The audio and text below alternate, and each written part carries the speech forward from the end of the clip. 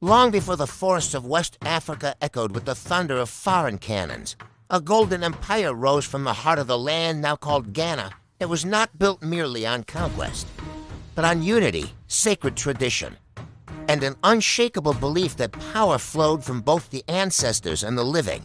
This was the story of the Ashanti, also known as the Ashanti Kingdom, a realm whose strength became legend in the late 17th century.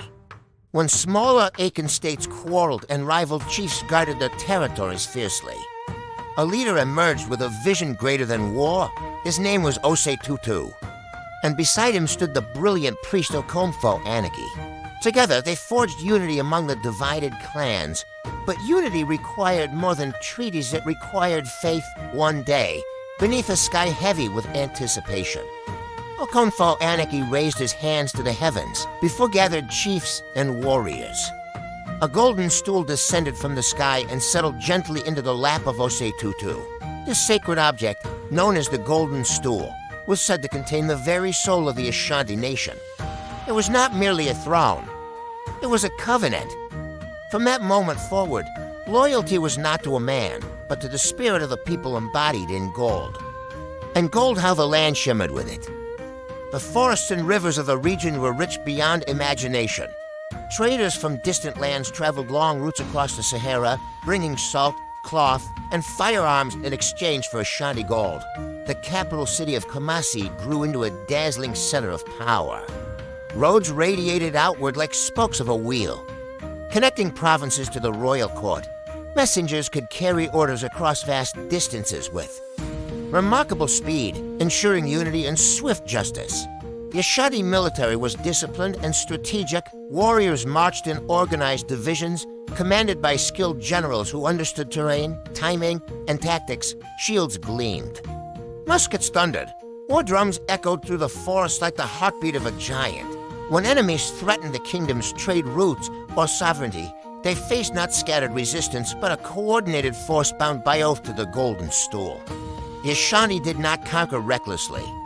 They absorbed. Conquered states often retained local leadership under Ashanti authority.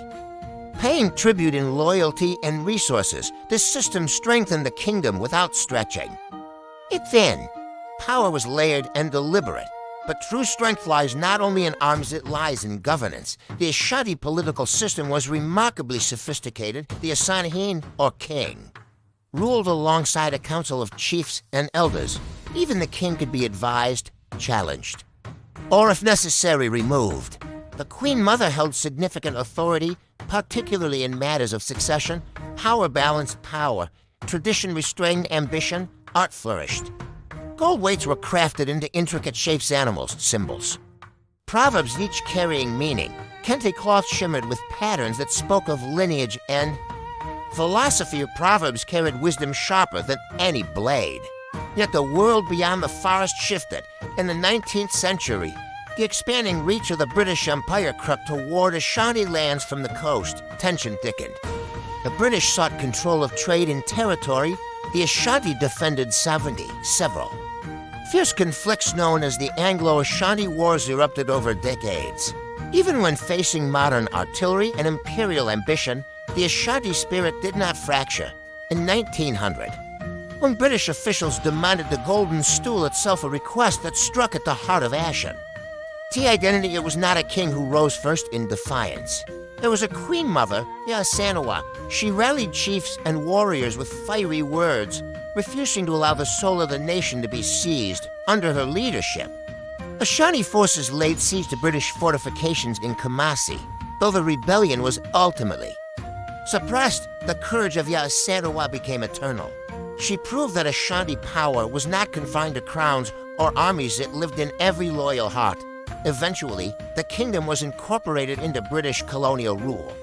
But something profound remained untouched: identity. When Ghana gained independence in 1957, the Ashanti legacy stood firm. The Golden Stool was never captured.